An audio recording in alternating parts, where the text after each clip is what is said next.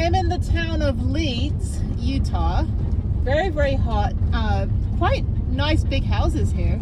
But this is the Silver Reef Ghost Town and Museum. And I might be the only one here. It's a Friday. Doesn't look very busy. Welcome to the Silver Reef Ghost Town. It's open. There's a couple people here. And they do tours as people come in. So Wells Fargo, Company and Express. Okay, I'm gonna park up here. Actually, is this it? This might be it. All right, it's a Friday, it's very hot. There's a couple things. There's J.R. DuPont, J. Anderson, G. and K. Raposa, the Elkhorn Saloon, and Shootouts. That's just a little dinky little thing. I don't know, we'll check it out. We'll see what's going on. This is Wells Fargo, Company and Express. I'm assuming this is like the ticket office. All right, this might be the whole thing. I don't know. We'll go in. It's only 20 minutes from St. George, so it's nice to walk around. It's just so hot here right now. Okay, so that's that. So I'm gonna walk over down here, a little cactus garden. There's a guy on the phone.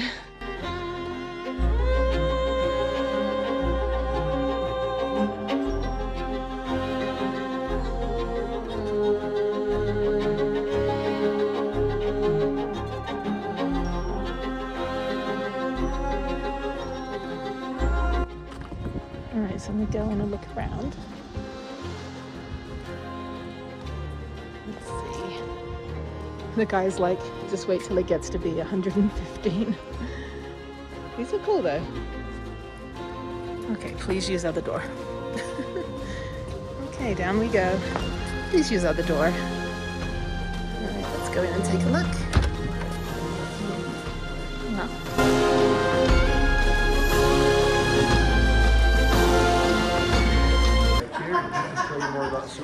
Okay, cool. Thank you. No building except for the jail across the street. Okay. Left standing here in Silver Reef. This building was the original Wells Fargo building, and this building was built in 1877. Yeah, it's old for America. Yeah. It is, yeah, for America. For England, it's not that old. No. I know. Yeah. Yeah, it's crazy. The floor you're walking on is original. Oh, really? Yeah, absolutely. That's awesome. So it's a cool building. I always like to show off the stagecoach here because the artist that built this lives right across the street over here. Oh, wow. Yeah, his name is Jerry Henderson, and take pictures of it because it's a one of a kind. It's solid bronze. The whole thing? The whole thing, from the reins on down. Oh, that's crazy. Isn't it nuts? It's really awesome, yeah. Look at the ladies inside. There's so much detail. The only thing missing on the ladies is the dirt and dust. Oh, yeah. So, now we got that cleared up. If you look out the windows out back, that's where the white sandstone back there, that's where they found all the silver. Okay. Now, they didn't get it all. It's still up there. There's still silver here. I'll explain how they did things here when we get going. So, but we'll go back to the year of 1866 with this guy right here, John Kemple. Mr. Kemple was a very smart man back in the day. And he was smart in a number of ways. He was smart because he knew everything there was to know about silver, and about gold, and about rocks. Okay? All the important things in life. Yeah. Right? So, Mr. Kemple just got out here. Bye, folks. Just got out here from the gold country of California. Back in those days, the California gold rush was going hard and heavy. Right. All right. He's riding his horse along the base of the white sandstone. Now, I know about horses because I used to do a lot of rodeo and ranching, and I still do. Yeah. As much as I can. My cousins do that in Amarillo. Nice. Yeah. How cool. My parents are from New Jersey, but I grew up in England, so my dad's side of the family, they're all rodeo ranchers in Texas. So. Yeah, our ranch is up in South Dakota. Oh, nice. So opposite ends. But he was riding his horse along the base of that white sandstone out there, and his horse was kicking up unusual rocks that got his attention. And he stopped to look at this stuff, and in his mind, he knew there was probably silver and sandstone. Now, back in those days, if you just told somebody, I found me some silver and sandstone, they'd have said you got rocks in your head. There's no such thing. They wouldn't have believed you. Yeah. Right?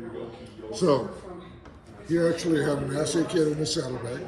He tested it. It was a chemical. He tested this stuff with that chemical, and it flashed positive for silver. He's pretty excited. Now, even though Mr. Kemple accidentally stumbled across this stuff here, Mr. Kemple never made a nickel on it. He did not make one nickel. But what he started doing is he started gathering samples of the ore, and they called it ore back in those days. They call it ore nowadays. The difference between rocks and ore. Rocks are everywhere around here, been laying around here since the beginning of time. Ore has something special in it that you want, Right. something of value. So he started sending ore samples by way of the stagecoach behind you, and the stagecoach will take those samples all the way up through the canyon and all the way up to northern Utah, where they had just finished building the Intercontinental Railroad back in the day. They were all built by Chinese people because they were hard workers, number one. Yeah. So from there, they put the ore on the train back in the day, and that train is the old steam train that would ship it all the way across the United States of America. Back to the East Coast. Back there, they had the Smithsonian Institute back there, which existed back then. And the Smithsonian had all these smart people, they had scientists, people that should be in the know. And things didn't travel too fast back in those days either. So about 3 months later, people at the Smithsonian telegraphed Mr. Kemple back. It's my version of a telegraph machine. Yeah, that's what it looks like. Okay. People think I get a twitch. So they telegraphed him back. Yes. And they said, yeah, we got your samples. We appreciate tick, tick, tick. But tick, tick, there's no such thing as silver and sandstone. Instead, it was a good fake. Tick, tick, end of conversation. Yeah. He knew better. He was an honorary, persistent guy.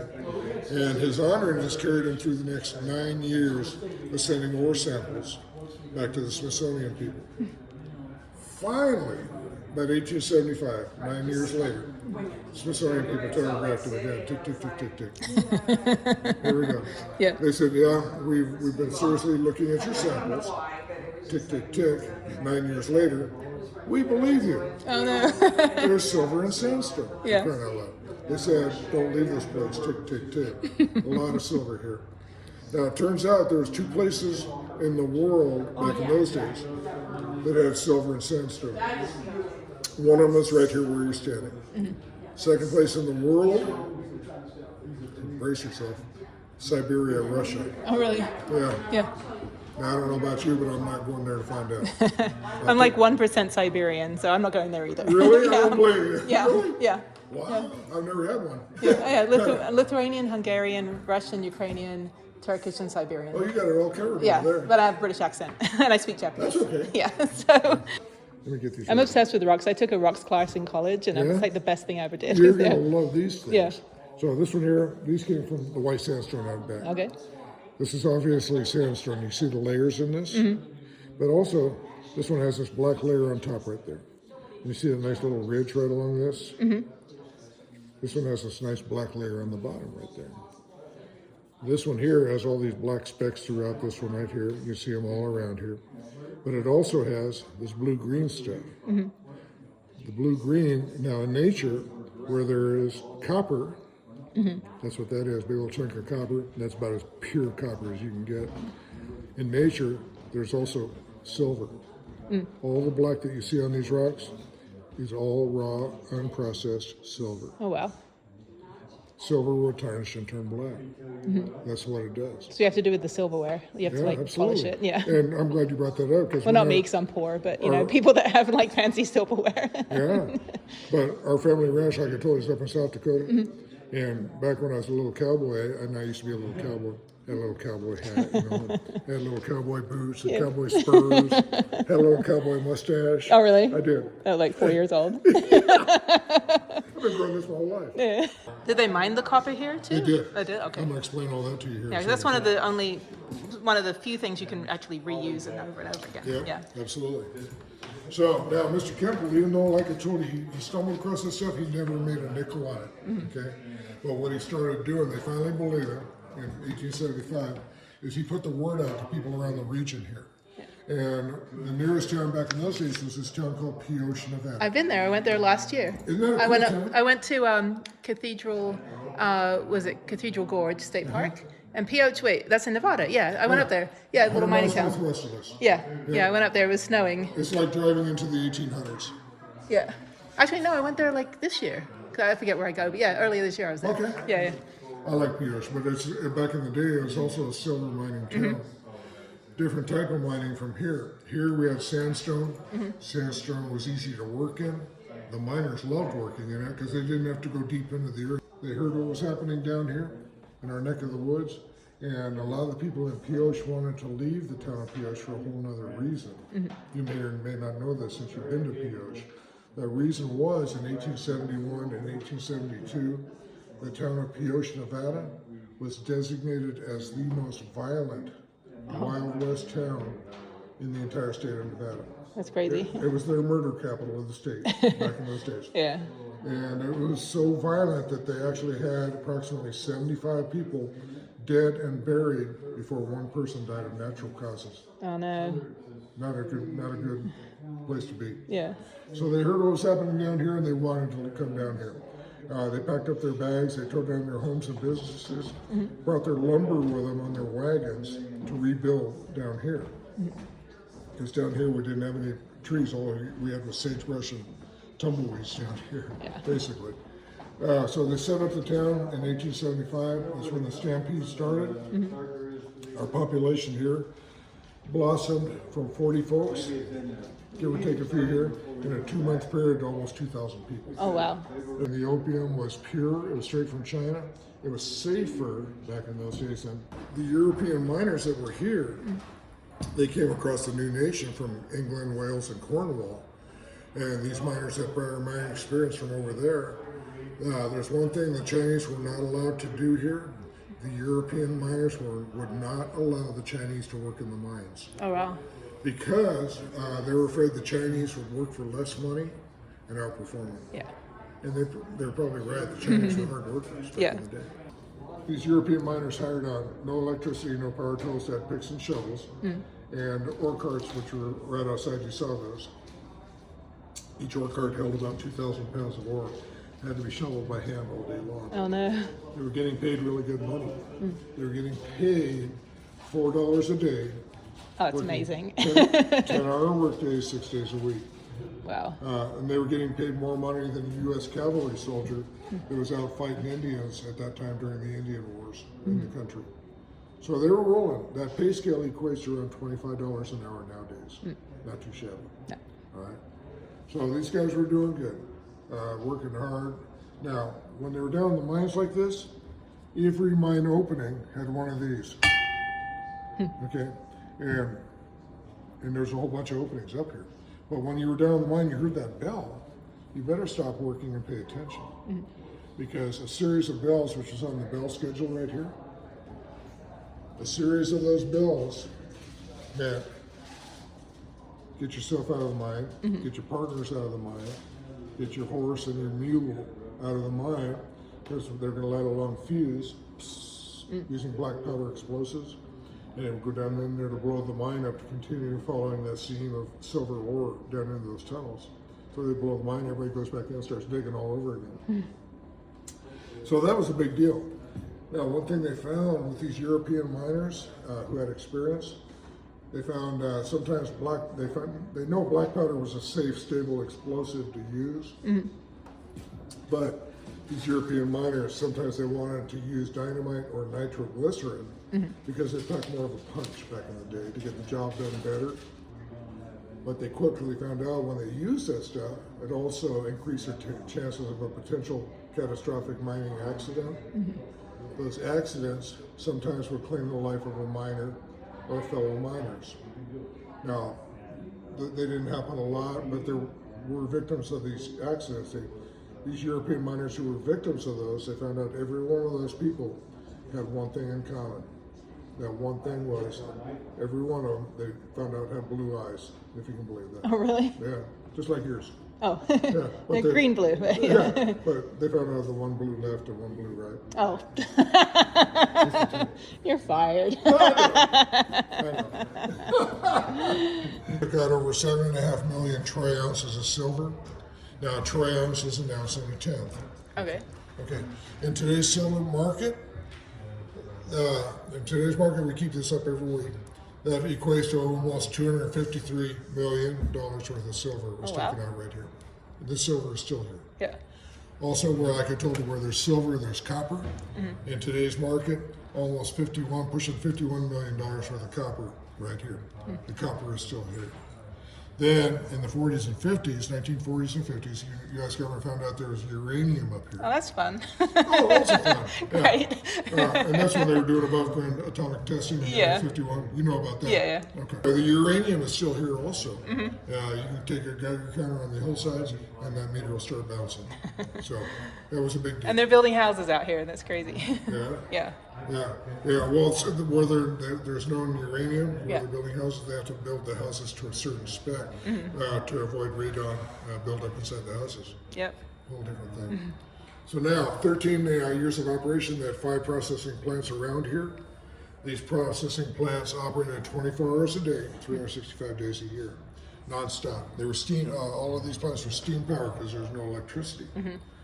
This is one that's still standing in Pioche, Nevada, and these are called stamp mills. I think I drove past it. You probably did. Yeah, because they have the pulley. They've got the pulley that goes across the street as well with a little pulley thing. These things, each of the stone stamps at the bottom here, the model was made after this one. Each of these stone stamps weighed between 900 and 1,000 pounds apiece. Oh, wow. Yeah. So they would put the sandstone ore from up here behind them, and these things operated. They would crush that sandstone ore with the silver in it, non-stop, 24 hours a day for 13 years. Where do they get the water from to do the steam? The water, we had Pine Mountain right behind us, Oh, okay. which is over 10,000 feet high. There's springs and streams up there all year long. Oh, got it. And I'll show you the water pipes they built back in those days on the other side. Yeah. But they bring the water down off the mountain. The ore out with the silver in it, this thing makes a lot of noise. But think what it was like living here in town Oh, back in those days. These poor people you'd think would never sleep at night. Yeah. But after a while, everybody slept pretty good because nobody could hear nothing. They didn't have OSHA or they didn't have hearing protection back in those days. Yeah. So they pulverized that sandstone with the silver and they turned it into this stuff right here. Oh, wow. This has silver in it, believe it or not. So now you got to get the silver out of here. It looks like hot tubs in there. Yeah. Those tubs have these paddles in them right down here. You want to shoot that? Those tubs were steam powered. These paddles would rotate inside those tubs with the crushed up ore and water. And those paddles would stir that slurry or that sludge, whatever you want to call it. Silver was heavier than dirt, and water would settle to the bottom of those tubs. Oh, okay. Okay. So now you got that silver settling down in there. Now you got to get the silver out of that sludge. And the main chemical compounds they used in those days was in this bottle right here, and that was liquid mercury. It just gets more fun and more fun. Oh yeah, absolutely. Got the uranium, mercury, bottle of mercury hanging around. Oh yeah, it was a healthy lifestyle, right? It's great. So but mercury drew silver and gold out of ore like bees to honey. Yeah. So that worked. So you took that with the sludge from the Barbie Walker through the retort process. This was developed by scientists at the Smithsonian and other scientists throughout the country at the time. Well, they had 9 years to figure this out until they believed the guy. Yeah, well, like I said, things didn't move too fast. No. So the retort was a sealed unit. It had to be sealed because of the mercury they were using in this thing. They brought it up to a very high temperature inside. At about 400 plus degrees, that mercury would vaporize and begin to separate from the silver inside the retort. That mercury came out through a series of coils. It had to be sealed coils because mercury was highly poisonous. Yeah. So as the mercury came back down, it would re-liquefy. They'd recover the mercury to be reused again for further processing. The silver, on the other hand, is now bubbling and separating inside the retort. Pure liquid silver at about 1,700 degrees. That beautiful liquid silver comes out the other side of the retort, comes down through a series of sealed coils. They pour the silver right in these ingots right there. And that's where you got those nice bars of silver. Kind of like bars of gold. Well, we're going to talk about that. So now you got that bar of silver. They're producing silver a lot. Yeah. And now you got that bar of silver without the mold here. Take a guess how much a bar of silver weighed. You've got a bar about so big, about so thick, in pounds. It's a heavy, dense metal. In pounds? One of those bars, maybe 10 pounds? Okay?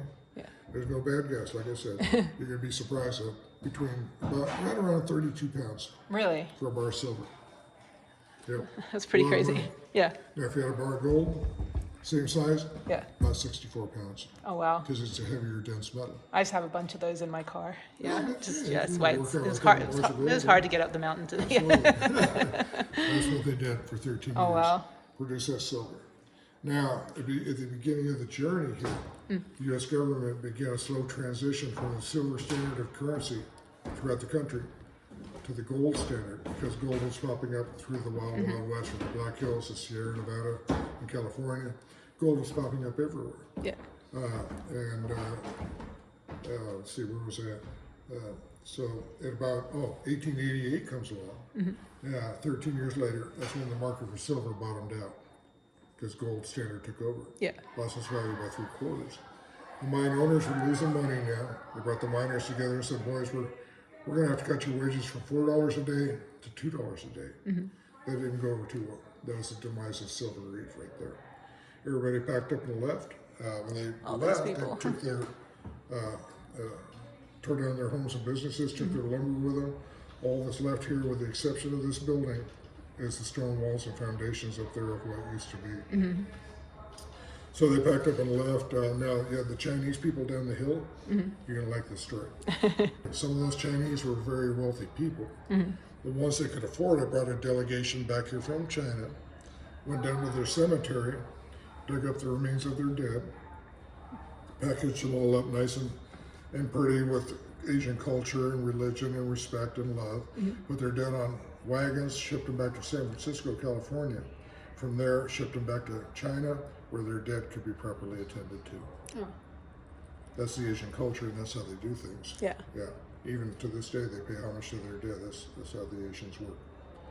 That's the story of what happened here in the 13-year French. This is the Wells Fargo side. What was Wells Fargo? Was the not the bank, right? That was later. Back in those days, they were evolving into a bank. Okay. But they were in the transportation, Yeah. the stagecoach and shipping business. So this was the original vault right here. Oh, nice. Is This is where they stored all the silver bars and valuables. there anything in there? Yeah, absolutely. I mean, like anything I can, just souvenirs, you know. Like, Yeah, look around. wow. So this was just for the silver they mined, or okay? But what did they? But they shipped the rest of it away, right? They did. Yeah. They stored it in here. We've got double iron doors on this. The walls were very thick all the way into the basement. That was to keep the bad guys like Butch Cassidy and Sundance out. Oh. They lived just up the road. Yeah. So they put the silver bars. The stagecoach will pull up right out front here with those stone steps, and they load the silver bars on the stage.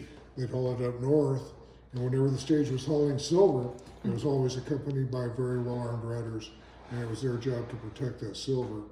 And anybody that got stupid back in those days was met with what we call frontier justice. Yeah.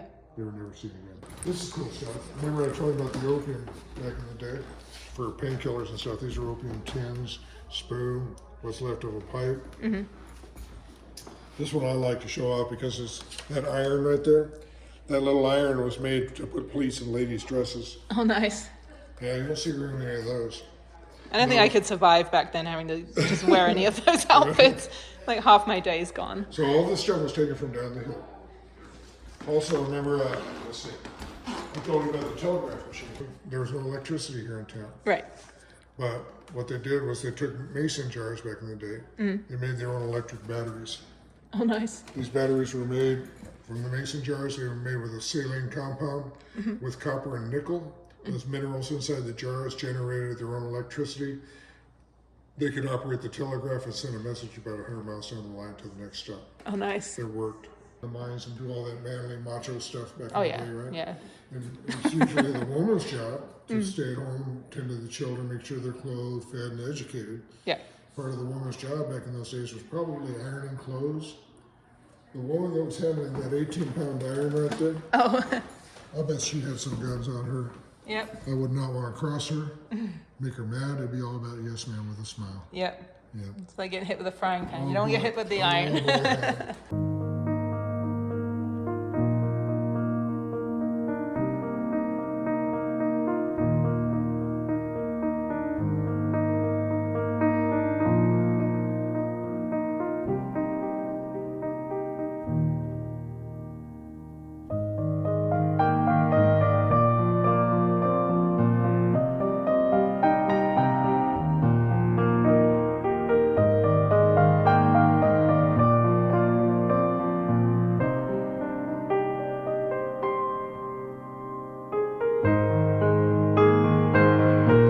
right, well that was far more interesting than I actually expected it to be. That was so cool.